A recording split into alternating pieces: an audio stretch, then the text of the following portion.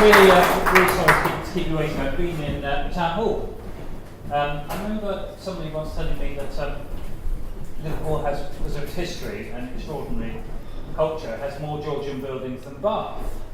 And of course the town hall is a magnificent building, really fabulous, beautiful. And the council chamber where the City Council meets, I think it's one of the most beautiful council chambers in the country.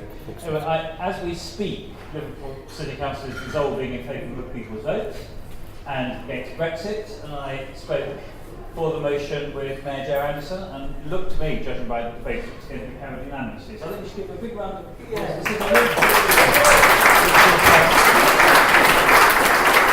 As I said in my speech, is, as in so many respects, is leading Britain. And I hope that this will be the first of dozens of resolutions by city and local authorities up and down the country in favour of both PeoplesVote and against Brexit. What I'm hoping we can do is to present all these motions to Parliament, because of course local authorities and great cities like Liverpool have an absolute right to express their view on Brexit, since they're people who are going to be shortchanged and potentially have their livelihoods destroyed by Brexit. And so what we need to do is to mobilise from the bottom up, as well as the work that people are doing in Westminster. And I hope that as the crisis develops, it's increasingly clear it's going to be a very serious crisis in the autumn, when the Prime Minister comes back from Brussels with a Brexit treaty, then this bottom-up pressure will make itself felt. And a very moving note was passed to me, I didn't actually get his name, but by the former Lord Mayor of Liverpool, who passed it to me just after I finished speaking. I just read it to you because it's so moving. He said, "We are twinned with the city of Cologne. Cologne awarded Liverpool the Konrad Adenauer Prize last year because of our strong Remain vote in the referendum, and I accepted it as Lord Mayor. The award is normally given to an individual. This was the first time it was awarded to a city." Isn't that a wonderful thing for the city of Liverpool? You should be so proud of that and what it means. And of course the Konrad Adenauer Prize is a prize for services to Europe and to European civilization. And it's always awarded in Aachen and received in Aachen Cathedral, which has Charlemagne's throne in it, which symbolises so much about European culture and civilization. And the fact that Liverpool sees itself as in the mainstream of European culture in that way, City of Culture 10 years ago, all that's happened in terms of the renaissance of the city is so hugely important and moving that it's, I think, a great symbolic occasion. And in the debate, as I sat through the debates in the City Council, the debate before the one on the PeoplesVote was a debate about the contribution which the Irish have made to this great city. And of course, a good part of the reason why it's so important we stay in Europe is that we look east to the mainland continent of Europe, but of course Liverpool and England look west to Ireland, which is part of the British Isles and part of Europe. And part of the reason why Europe is so important is that the idea that after all of the history of Britain and Ireland over the last millennium, the idea that we should be erecting barriers and putting in jeopardy peace between Britain and Ireland is unconscionable. And I think it's so symbolic that Liverpool, a city which owes so much to the Irish, has so large an Irish community here, so symbolic that you as well at the junction of Britain's relations with Ireland and maintaining peace and prosperity in terms of Britain's relations westwards, but also with the continent of Europe. You symbolise everything that is best about Europe in the last 50 years, and every reason why we should not be sacrificing it in order to aid the ambitions of Boris Johnson, Nigel Farage and Jacob Rees-Mogg.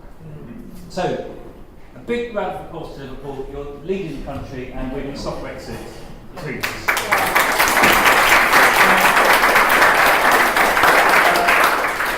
It's great to be here. I've brought my book. Charlie, my assistant, is there. He is in charge of the books, and when I finish I'm happy to sign them. 10 quid, 5 quid if that's all you've got. All of the proceeds going to the European movement, and in particular to sponsoring young people from deprived backgrounds to study or volunteer in Europe. Part of the reason we're in this mess, as I see it, is that our younger generations haven't had enough opportunities to engage in Europe. And as that's worked through into older generations, it hasn't forged the bonds that were forged in the 1940s and 50s, because of course, a whole generation of how to fight in Europe. And we don't want to go through that again. We need to realise that we're part of our continent. And we need to do much more to engage with Europe than we do at the moment, including seeing that young people study and volunteer with Europe and learn European languages, so they feel a really strong bond. Very tellingly, huge numbers of European residents come and study and work in Britain, where, to be blunt, the language barrier isn't so great because they all learn English in schools. We don't do such a good job of teaching our young people Spanish, French, German, let alone more understandable Dutch and Swedish, but nonetheless, we're not so good at living and working on the continent. We need to put that right. And this is an opportunity to do so, and in the book I set out what I hope are all the arguments as to why we should stay. And it's not just, as people often say, about the economy, though the economy is important. Jobs, people's livelihoods and all that are important, but it's also about our culture, and it's also about peace and prosperity in the widest sense. If you read all the great European treaties, the Treaty of Paris, which set up the European Coal and Steel Community, the Treaty of Rome, that set up what's now the European Community and the European Union, they don't begin actually by talking about widgets and customs unions and single markets and all that. What they start by doing, the preambles to those treaties, all talk about peace and the solidarity of Europe and avoiding war. The Treaty of Paris, which set up the European Coal and Steel Community in 1951 and was signed only 6 years after the end of the Second World War, talks about saving Europe from the ravages of war. That's what it was about for that generation. And anyone looking at what's going on with Trump, Putin and President Xi, and you think that the possibility of conflict is behind us, that's clearly not the case. The threat of war and really serious strife is as great now as it's been at any time in the last 50 years, and that is a central reason why Europe is so important. Now, this debate is happening at two different levels at the moment. Because this is England, where most of us, look at the vote leave stuff and all that, there are some people who've been breaking the law and doing things which are unacceptable, but mostly this has been a polite debate conducted within the norms of British democracy and all that. And that's good, because we are a democracy, historically, we're probably the greatest democracy that the world has ever produced, and we should be very proud of that. So we do it with banter, we do it with some goodwill, we even do it with some humour. I spent longer in TV studios with Nigel Farage and Jacob Rees-Mogg than with most members of my family over the last 6 months. You can imagine how delighted I feel by that. But because I've had to do it, we have the banter and we make it work. So with Nigel Farage, I begin by saying that I would swap my seat in the House of Lords and his German passport. He refused to deny he had a German passport for many months, but it turned out he said on GMTV, that's the studio. Can you imagine what it's like? It's me, him, and normally Piers Morgan. That really is a marriage made in hell, that particular arrangement. But anyway, the last time he said that he didn't have a German passport. To which I said, well, why is it, Nigel, you've been spied in the German consulate, queuing up, filling out forms?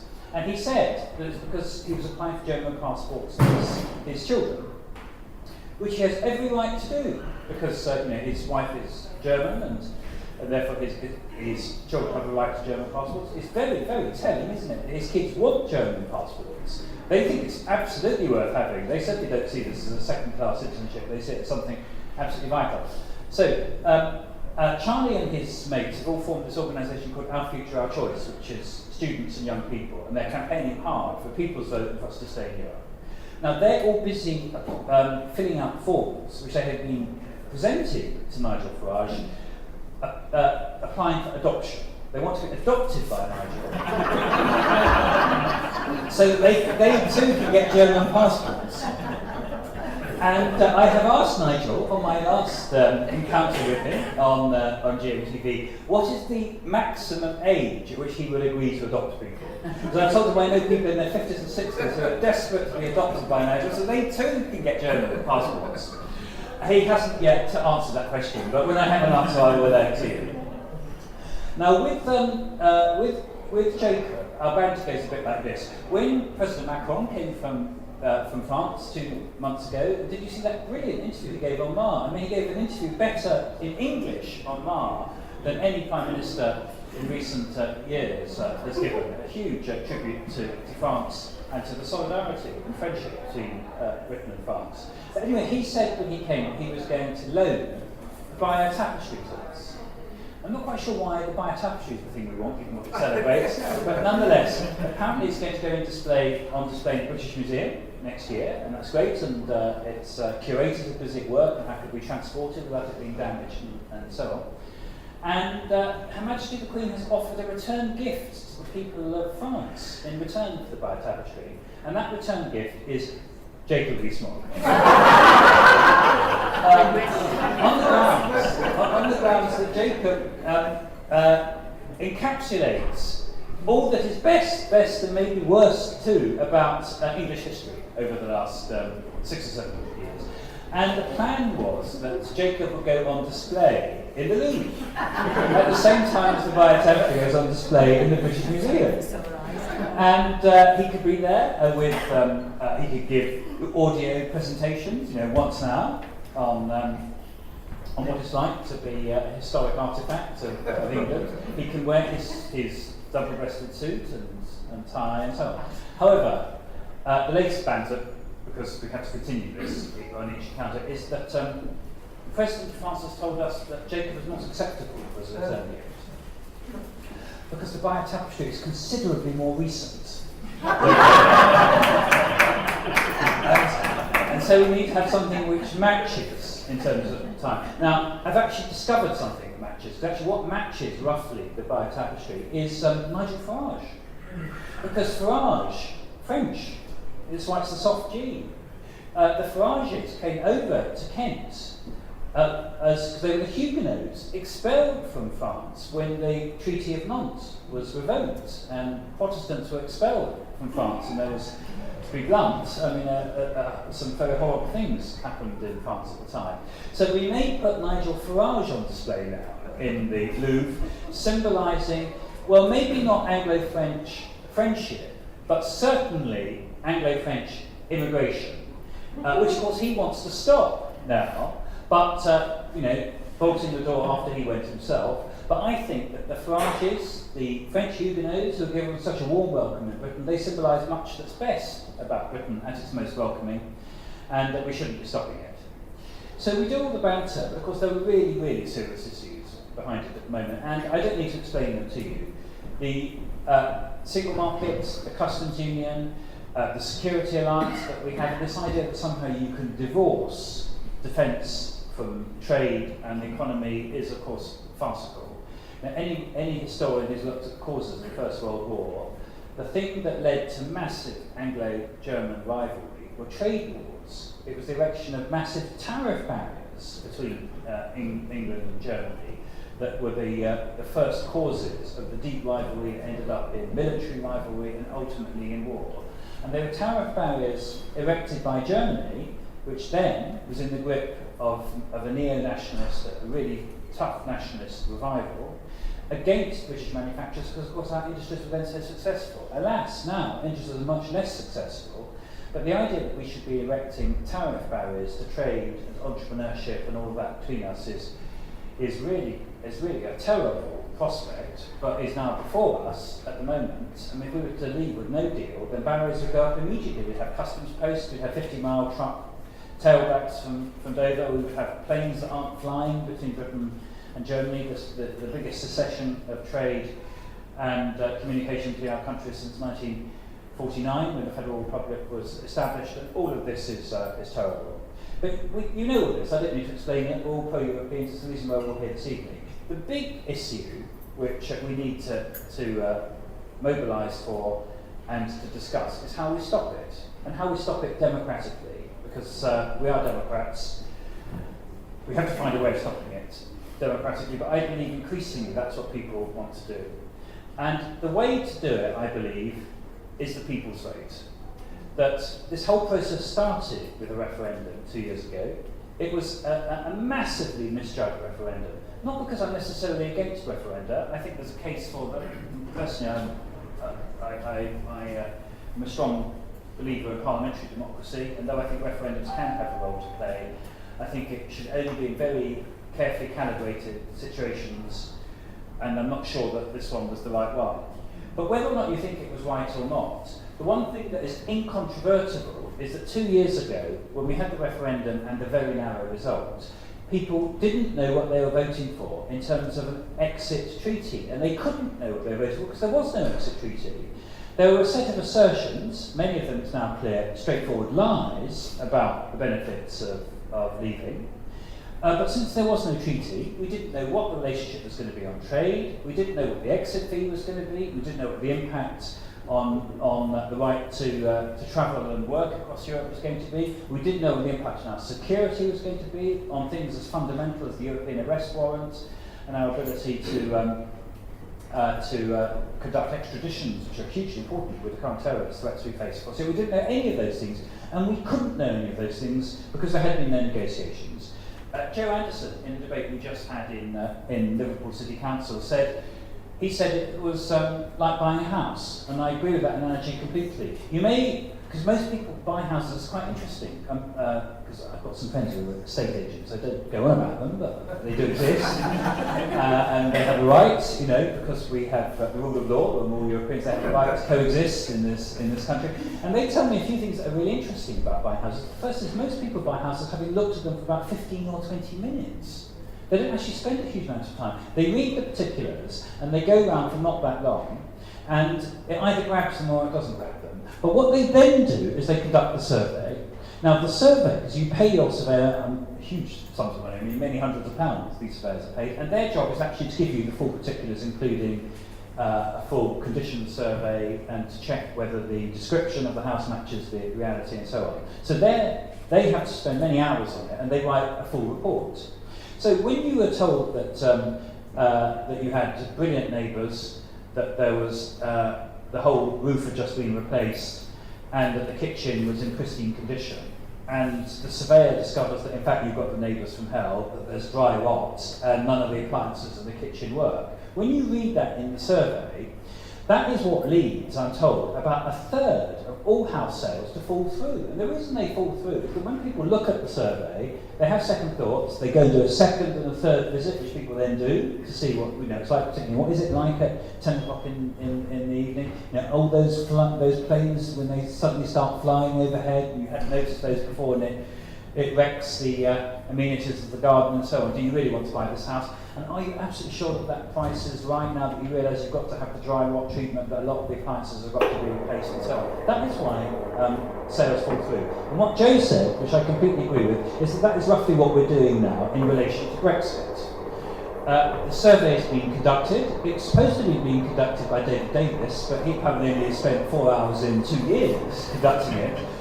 He spent much longer in the Commons bar than he spent with Monsieur Barnier actually conducting the survey. But anyway, some of his officials were over there. They've been in these protracted negotiations. They haven't been going well. It's been clear we can't have our cake and eat it.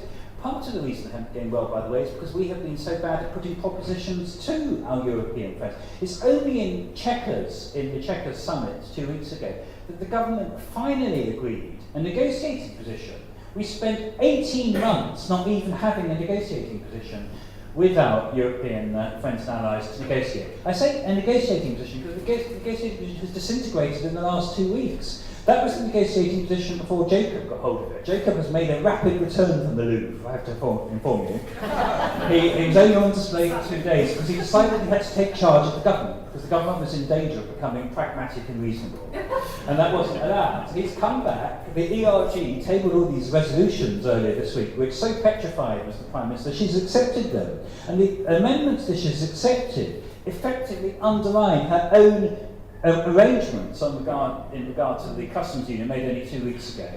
So these negotiations are taking place at the moment. The survey is taking place. It's very clear what's going to happen, that the cake and eat it, all the promises that were made 2 years ago, they can't be realised. A lot of them have already, of course, gone west. The 350 million a week, do you remember that one on the side of the bus? The 350 million a week, well, we've already agreed in the preliminary agreement with the European Union last December, a 39 billion exit fee. That's a 39 billion exit fee, by the way, before the further negotiations are conducted and what we're going to do on the medium to long term. in terms of access to the customs union and the single market. So that 39 billion could easily become 50 billion, 60 billion, 70 billion. No one knows. What it is absolutely not going to be is 350 billion a week for the NHS. Do you remember the 7 million Turks who were about to come? By the way, the 7 million Turks was one of the key claims of Vote Leave, which yesterday was fined £61,000 and found to be in breach of a whole set of the rules of the Electoral Commission, which could, if these, because it's now being referred to the police, this could lead to people going to jail and being barred from office. I, by the way, got quite a long list of people I think should be barred from office as a result of the process, but all of that is taking place too. So those lies are getting out of the way too. And all of the idea that we could, because remember, Boris told us that we were going to be staying in the single market in the customs union, that there was no question. He said he was Mayor of London, and London, I can assure you, is second only to Liverpool in its commitment to Europe. When he was Mayor of London, he wasn't reading any word about us leaving the customs union and the single market and ending freedom of movement then, because as Mayor of London, he would have been unelectable if he'd said that the single market on which the business and financial services of the City of London depend, and the customs union on which all its exports depend, and freedom of movement, because remember, though we don't say this loudly to President Macron, but the fourth largest French city in the world is London, by numbers of French people who live in it. So Boris wasn't busy saying when he was Mayor of London that we're ending freedom of movement and not allowing any of the French to come here. On the contrary, he, remember, when he became Mayor of London, went to Paris and made a speech in French, encouraging the French to come to London. Well, that's great, I'm all in favour of that.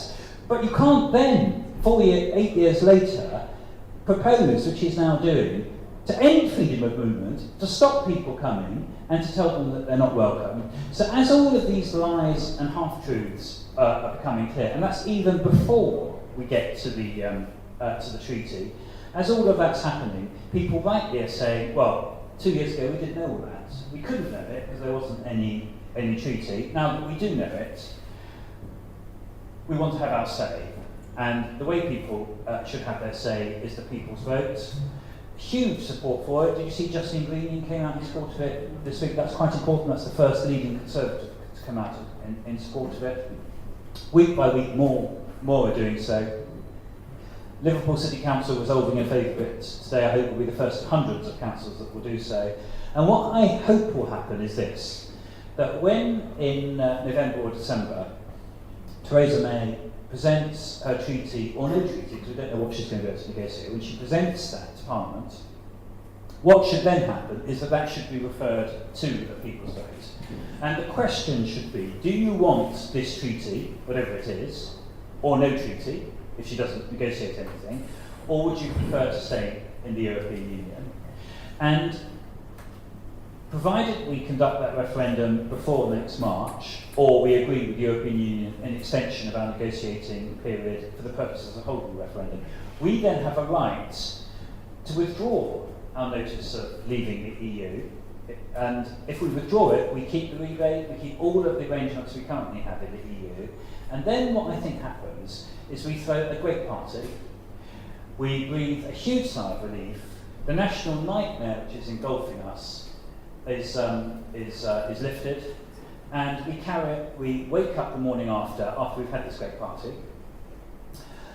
and what we then do is we set about doing the things that we should be doing as a country, which is healing the North-South divide, dealing with the housing crisis, dealing with the problems of our public services, dealing with the massive problems of poverty that we have, which are afflicting so many of our communities. All of those reasons why so many people in fact voted to leave the European Union 2 years ago, because they were told by Nigel Farage, UKIP, and the right wing of the Conservative Party that the way that you dealt with these problems was by leaving the European Union. As they now realise that leaving the EU is going to make all of those problems worse, it's not the answer to any of them, what they will then do, I am confident, if we mobilise up and down the country, is they'll vote to stay in the European Union, but they will send a big message to the government in London, whichever government that is by then, that we actually want to get real in healing all of these problems which are bedeviling British society, but not spending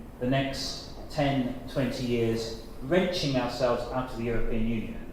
Because one thing I'm absolutely clear is if by some series of tragic developments, we do end up leaving the EU at the end of next March, that isn't the last word. What will happen is the next generation, who are strongly pro-European, they will want to go back in again. Within 5 or 10 years, a whole set of new negotiations will start. And we'll spend the following 10 years after that negotiating to go back into the very European Union which we have left next March. And what people will then start to say is, why on earth have we wasted 20 years as a country only to get back to the position that we started in, but having done untold damage to our economy, our society, our relations with our European friends and allies, and potentially our security if Putin takes the wrong message from what he sees as Western Europe falling apart. So let's not go into that nightmare. We have an opportunity to stop it. The people's vote is the way that we could do it. It's gathering pace. Liverpool is leading the way. You're all in the vanguard, and we can do it. Thanks very much.